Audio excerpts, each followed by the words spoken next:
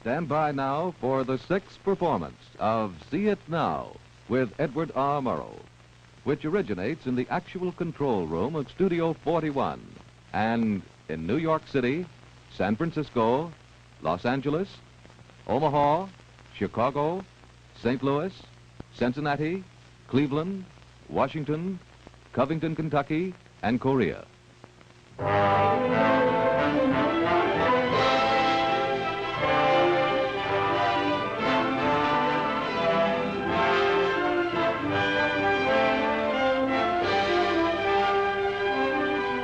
Alcoa, Aluminum Company of America, in cooperation with CBS Television, presents the distinguished reporter and news analyst Edward R. Murrow in See It Now, a document for television based on the week's news and told through the actual voices and faces that made the news. Edited and produced by Mr. Murrow and Fred W. Friendly. A public service of Aluminum Company of America, the nation's leading producer of aluminum. Now speaking to you from the actual control room of Studio 41 is the editor of See It Now, Edward R. Murrow. Good afternoon. We are aware that in the course of the last week, events of considerable moment have happened. The list of prisoners of war, speeches by statesmen, the tragic mine disaster in Illinois. There has been no decrease in the world tension. This is a period where many of us are disposed to count our many blessings and count them one by one. It's a time also when hearts are rather likely to turn to soldiers, to kids, and to home. For the next few minutes, we're going to look out upon this generous and capacious land as though we were looking out through a window. We will have a glimpse of those defending it, those who live here, and those who will inherit it, whatever we may do to it. So we will begin where we are, here in Studio 41 in the control room in the Grand Central Building in New York. Two of our cameras are 38 floors above this building in nearby New York Central Building Tower. Just to get oriented before we switch westward, let's look down on a bit of New York City. Hello, Ed.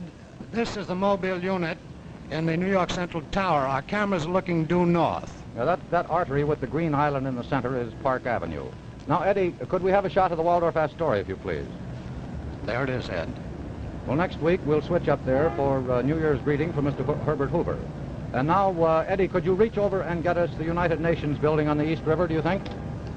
Ed, we're going to do that a little later. We'll have to take the Chrysler Tower first. Aha, too much haze. Right you are. Let's have the Chrysler Tower.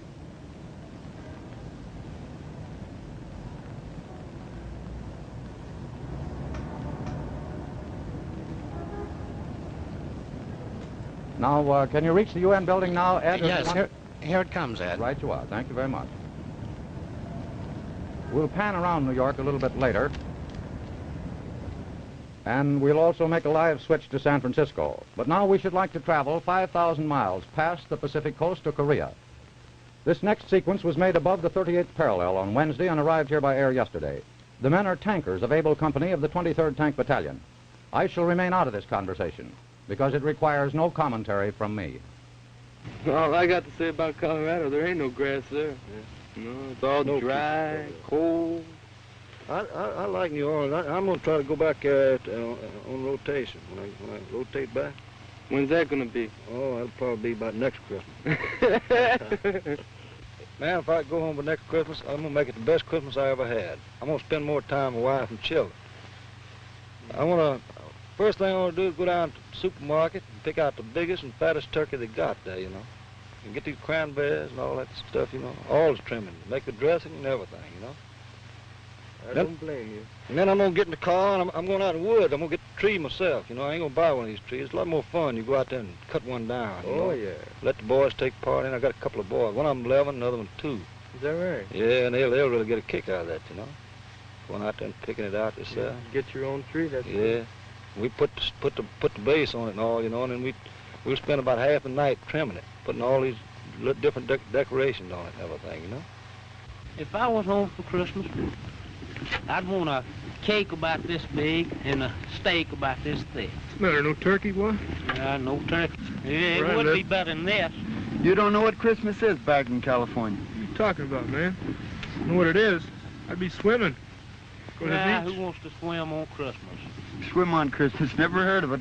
You don't know what a white Christmas is, boy. Well, if I was in New York City for Christmas, man, I tell you what I'd do.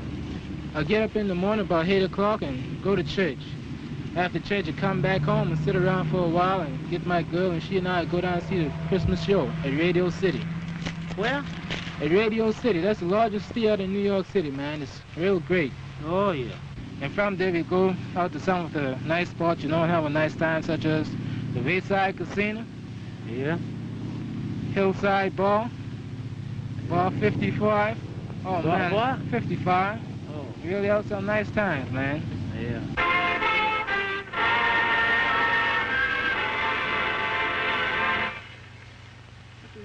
Number one. Good record, eh, Tom? Yeah, it sounds good even over here. You know, I have the same problem every Christmas. What to get the girl? You go and ask her, you know, just in a friendly sort of way, well, what would you like? And they always say, oh, I don't need anything, don't bother. You know if you don't get it for them, what the hell happens? No girl and goodbye, Jack. So first I go to my mother, then I go to her mother. And for about the 1st of December till the 25th, what shall I get and where will I get it and how will I get it? So usually last-minute shopping, the night before Christmas, I go out and pick up the first thing that comes to my mind. It's something I've been deciding on all along, but boy, I'm telling you, is it a problem? Although I wish I had that problem this year instead of just thinking about it over here. What do you do about a situation like that anyway? Well, boy, that problem really bothers me because I have a lot of gals there to give presents to. And the last minute comes, I just pick out one present and I buy them all the same kind of presents, and I just distribute them all. Oh, that's one way of taking care of it. Now, Don, will you leave Able Company up there on Monitor 1 and give us San Francisco Live on Monitor 2? Hello, San Francisco. Hello, Ed Murrow. You know, we had hoped to switch out and look from the top of Coit Hill out to where your ancestors used to watch the great clipper ships come in from the east, but I see that you've got what appears to be a transport there. Is that right? Yes, Ed, this is the United States naval ship General Daniel I. Sultan, which is just this minute docked, and the men, as you probably can see, are coming off the ship itself. Well, could you chat with one or two of them, perhaps, as they come off? Yes, Ed, we can line that up for you. I think we can grab some who are already off. This is the military ship. The Army takes over right after the Navy brings it here. This is Fort Mason in San Francisco, the port of embarkation. It's a little chilly today. The fog, I'm afraid, is a little thick. It's about 55 degrees. And this town of 761,000 is welcoming thousands of GIs home in time for Christmas. We'd like you to meet one or two of them as they come off the ship. We've grabbed a few here, and if you'd like, we'll talk to them for you. Good, Hello, let's who do are that. you? Sergeant Johnson and my wife. Where are you from? Vale, Oregon. Where have you been? We've been in Japan. For how long? Been there 5 years. My wife's been there 3. What did you miss most? I miss department stores. Fine. How about you? Well, a good old American corner drugstore, about the best thing. Thank you very much. Let's talk to you, Captain. Would you come right up here so people can get a good look at you on television? Swell. What's your name and where are you from? I'm Captain Devlin from Phoenixville, Pennsylvania. How long have you been over in Korea? I spent 16 months in Korea. 16 months. Where were you? Well, I was all over Korea. Uh-huh. What do you remember most? The most thing that impressed me most, I guess, was the first part of the war, the Pusan perimeter. Thank you very much. And Ed, we have one more here. Did you come up here? Who are you and where are you from? Harvey Burma, San Diego, California. And you're a Navy chief? Yes. Thank you very much. Well, Ed, it was good to have you aboard, as always, Mr. Murrow. And now, a very Merry Christmas from us here in San Francisco. Thank you very much, San Francisco. I can't think of anything we would rather have seen 2 days before Christmas than a troop ship coming home. The California coastline is about 1,000 miles long, and there's as much difference between San Francisco and Los Angeles as there is between New York and Miami. Alex Wolcott once said that Los Angeles was 7 suburbs looking for a city. That's perhaps a little strong, but we had difficulty in deciding where we should originate, so we chose Hollywood. Hello, Hollywood. Hello, New York. Hello, Edinburgh. Go ahead, Hollywood. Well, this is Hollywood, Ed, part of the city of Los Angeles. Time, 12:40, temperature, 68, population over 3 million. We can't see downtown Los Angeles from here, Ed, but we have a warm haze. But my vision can pick up the heart of the entertainment business, and that's our CBS building. Aha, I see that. Now, look, since this is Christmas, let's make a generous gesture. Could you pick up the opposition NBC building around there somewhere? It's right down the street, Ed. There it is. Now to tell me, NBC, from Ed Murrow, Joy X Noel. tell me that mountain that's just behind there that sort of looks down on Los Angeles. What do you call it? Well, that's Mount Lee, Ed, and right now we're moving up toward the fabulous intersection of Hollywood and Vine. Let's drop down to street level. Well, Grant, our cameramen back here who are upstairs on a very cold building out in the open have told me that they would like to trade places with your men there. Well, this they might do. This is the Christmas Tree Lane, Ed. Across the street, the Brown Derby. Pantages Theater, where they hand out the Academy Awards. And let's see if we can find Santa Claus. I can't see him from here. Ah, there he is, Ed. I suppose you've got Christmas lights on the palm trees out there, have you? Oh, a few, Ed. Yes, we have a few, and that's not one of them, however. Thanks but it's very good to much. see you, Ed. We're sorry to Merry leave you. Christmas from all of us here in Hollywood. Thank you very much. Next stop, Omaha. Our microwaves leap the mountains. One day we hope to be able to stop off in Salt Lake on the Bonner Pass or maybe in Denver. Our main memory, mine at least, of Nebraska is that great hospitality is always to be encountered there, and when you're driving across the country, you seem to spend most of your time in Nebraska. We also remember Senator George Norris. Hello, New York. Hello, Ed Murrow. Right. Hello, New York. Go ahead, Omaha. This is Omaha in the Cornhusker state of Nebraska. It is now 2:42. The temperature is 10 degrees above zero. We have 13 inches of beautiful white snow, and it's a clear, bright, sunshiny day. Greater Omaha's population now 275,000. Well, you know, it was our thought that if we were to look out of a window at America 2 days before Christmas, we ought to go to a church service. And our station, KMTV in Omaha, obliged. Ed, we would like to give you two scenes in Omaha, an exterior with children and an interior with adults. This is the corner of 26th Avenue and Farnham. This tree is on the lawn of the Kunst Memorial Lutheran Church. You know, back here at times we call children like these ragamuffins. What do you call them out in Nebraska? The same thing, Mr. Murrow. Well, now I wonder if we might move inside the church. Yes, sir. The service is already in progress, and the minister is the Reverend Walter Traub. Lord, bless thee and keep thee. The Lord make his face to shine upon thee and be gracious unto thee. The Lord lift up his countenance upon thee and give thee peace. Amen.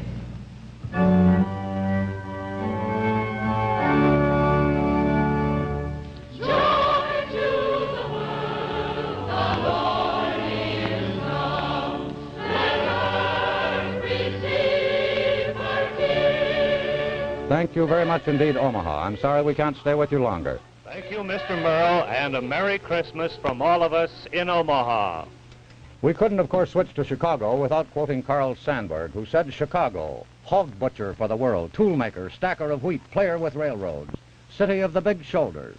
So we take you now to the city of the big shoulders. Hello, Ed Murrow. This is Chicago. Hello, Chicago. Go ahead.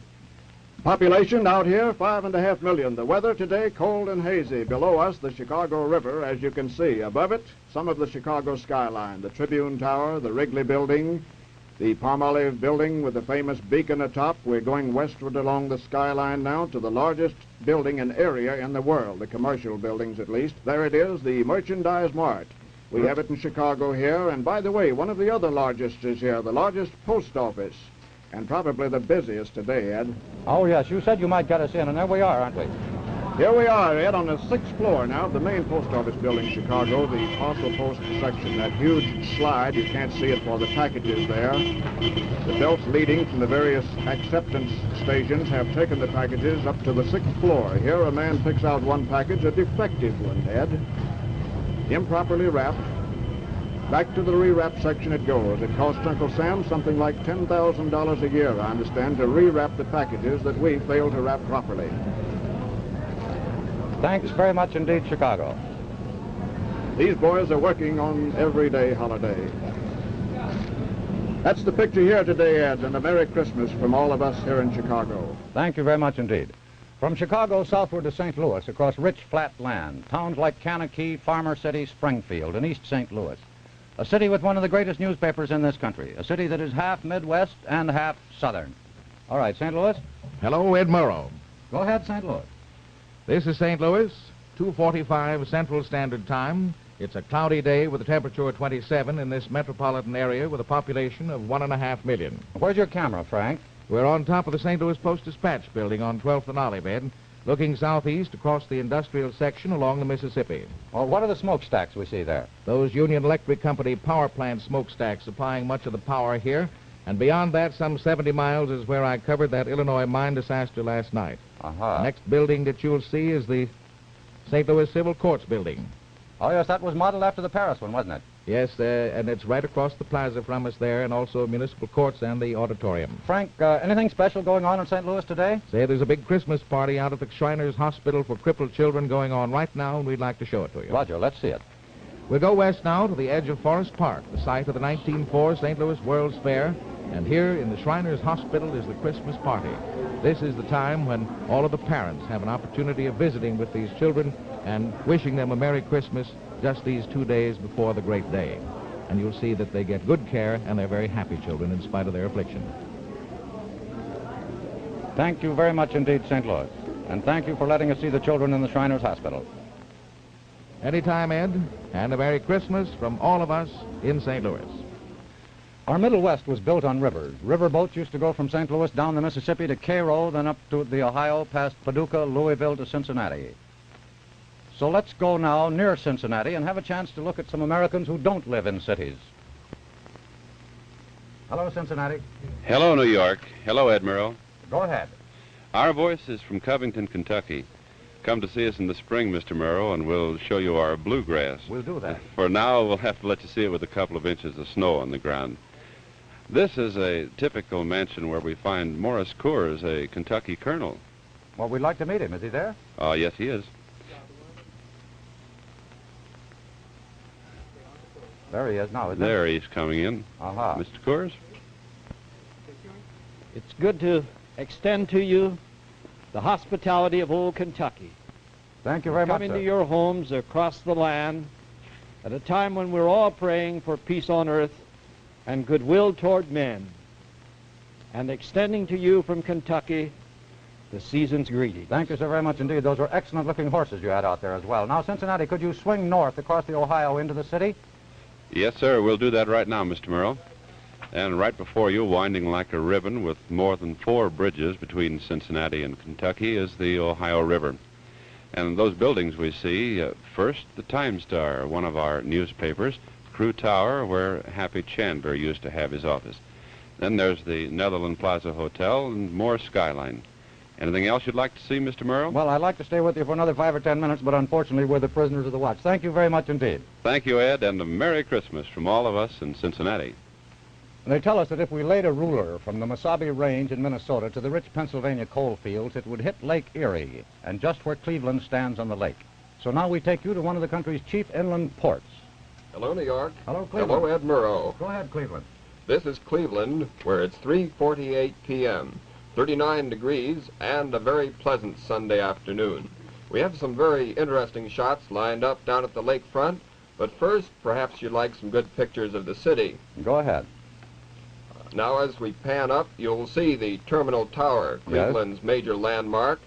And now, as our cameras swing down toward the lakefront, you'll see the Municipal Stadium, home of the Cleveland Browns and the Cleveland Indians. And finally, our lakefront. Aha. Now we'll move down to the William G. Mather, flagship of the Cleveland Cliffs Fleet, and our reporter on board, Gil Canfield. And down on the William G. Mather here, we find it's very quiet in Cleveland in the port. The boats are mostly tied up for the season. It's a wonderful day down here, windy but not too cold. We're here to show you a little something that happens every year in Cleveland, the lighting of the ships. The Cleveland Cliffs Fleet lights up for Christmas. There are colored lights strung from stem to stern on every possible line, every spot they can put a light. They're beautiful lights, and at night they shine out over all these vessels you are seeing here. And we end up with the star on the foremast. And now a Merry Christmas from all of us on the ore boat in Cleveland. Thank you very much indeed, Cleveland. I wish that we might come back and see those boats all lighted up at night. There are no politics on this program, but we dedicate the next portion of it to politicians, those who have been in Washington and are no longer there, and those who hope somehow that they may be able to get there. Some recent events in our national capital's history haven't looked so good in pictures, but some of us may have forgotten just how beautiful the city is. Hello, New York. Hello, Ed Morrow. Hello, Worsper. Go ahead. Well, here it is, the capital of the United States. Let's zoom in on it, boys. Now, on the left, piece of the Supreme Court, and coming back down along the mall, there the National Art Gallery with the dome. In front of that, the new Smithsonian Institute, the old ones across the road. And on the left of that, the FTC, Justice, Internal Revenue Department, having a little trouble there these days. Well, now, Joe, can you tell us where you're shooting from? Well, here she is, the Washington Monument. We've got a camera right up there at the top. Incidentally, Ed, the first time in television history anybody's gotten a camera up there, and after the job we've had doing it today, I think it's going to be the last time. Well, all right, now you've finished the commercial. Go ahead and tell us what you have. Show us what you have. Boys, I think you recognize that as one of the most beautiful buildings in Washington, the Lincoln Memorial. And way over there in the Virginia side is the Arlington Cemetery and the Lee Mansion. Now, I want to show you something else, Ed. See if you recognize that one. That's the White House, looking down from the Washington Monument. It's got a lot of masonry going on there. Give you a view of the town. There are some more government buildings. I hear tell Washington is loaded with government stuff. Pan up, boys. Pan me up and give me Maryland. Give me a piece of Maryland on there. Well, way at the top of that camera, there she goes. That's downtown residential Washington, and way in the rear is Maryland. Joe, I'm sorry to interrupt. Thanks for the excellent conducted tour. When See It Now folds, maybe you can get a job barking on one of those buses. Thank you very much, boss, and Merry Christmas from all of us in Washington. Now back to New York. We want to show you the inside of Grand Central Station after a 1-minute Christmas greeting from Alcoa. This bright, sparkling half-ounce of aluminum is part of our Christmas card. It is a symbol of the thousands of products of Alcoa aluminum that make for better living. In your homes, on your farms, even at this very moment, bringing your families back home for Christmas. It is also a symbol of the tons of aluminum being used overseas to defend our way of life, to fight, to fly, to eat turkey 7,000 miles away. This, then, is just a tiny part of the ever-growing supply of aluminum that is being produced at Alcoa plants this Yuletide Sunday, every day and every night, 7 days a week. To you and to Americans everywhere who pray above all else for peace on earth, goodwill toward men, the 50,000 men and women of Alcoa want to say, we add our prayers for peace and Merry Christmas. As we told you, we have a camera crew 38 floors above looking down on New York. Eddie Scott, on camera 1, let's have an exterior shot looking down on the Grand Central Terminal roof, if you will. All right, Ed, we're coming right down on top of it. And would you like us to zoom in? Oh, let's try it. Now, the camera inside the station, Jesse Zosmer, can we see what you've got there, please? You're in it now, Ed, on the upper level. Sunday afternoon, 3:52. We've just heard a soloist. Temperature outside is 36. Unprecedented holiday business. People still going places. Anyone going to Ohio? Yeah, I see the Ohio Limited is up, going back to Cincinnati. I see Springfield is up, going north.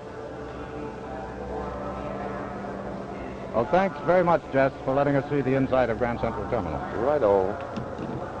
At the beginning of this program, we showed you a glimpse of men defending their country. Now we want to show you a brief look at children who will inherit it. This filmed dress rehearsal at the Children's Home School of the Child Education Foundation here in New York was not produced for television. We merely opened our cameras and we bring you a part of it because we wanted you to see the faces of children who speak with angels with no difficulty at all.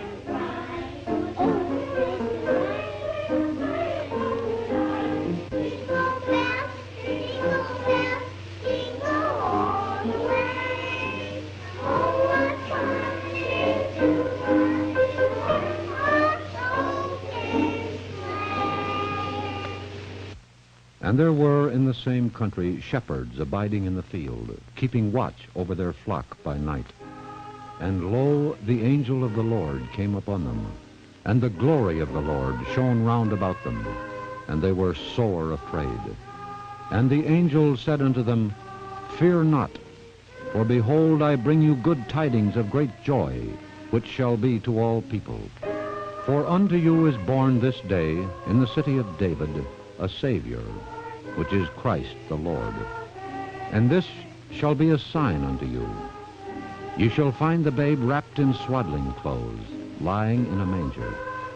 And suddenly there was with the angel a multitude of the heavenly host, praising God and saying, Glory to God in the highest, and on earth peace, goodwill toward men.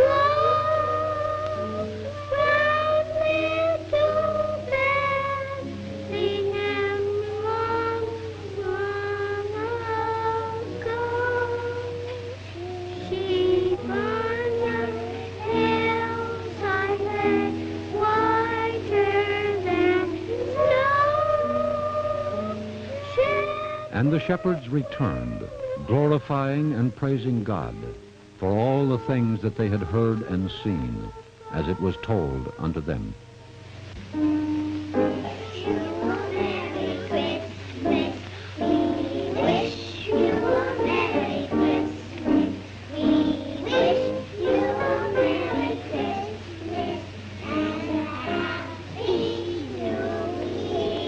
This is the place where there should be some kind of Christmas editorial.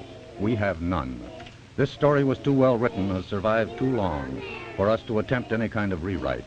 We have merely attempted to show you some glimpse of this generous and capacious land, hoping to remind you that all of it is home. We have roved this country for a brief look at young faces unmarked by apprehension or dismay about the future. They will inherit it and try to deal with it. We brought you a short sequence of fighting men, singing, because they represent part of the price we paid in our bargain with destiny. We pretend no knowledge of the future. It may be that more soldiers will die, that small children will never know real peace, that great cities will be destroyed. But the thing that Christmas stands for, stripped of all its tawdry commercialism and tinfoil, is something to which men have returned and will return again. This is not to be destroyed unless we do it. For our own part, we hope to remind ourselves and you that the first thing the angel said to the shepherds was, Fear not. Good afternoon and good luck.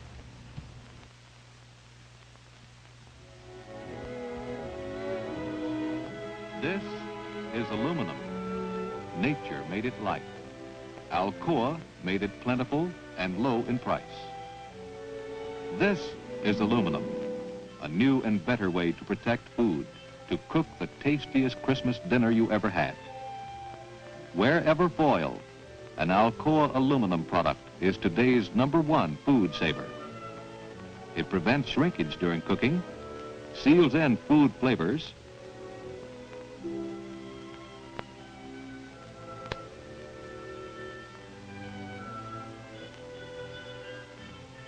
it saves work, too, with no messy pans to scour.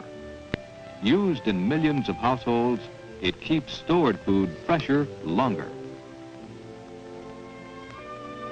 There will be more and more Wherever Foil next year when our country's defense needs have been met. Wherever Foil for the kitchens of America. Aluminum from the ever-expanding facilities of America's foremost producer, Alcoa, Aluminum Company of America. This is the CBS Television Network.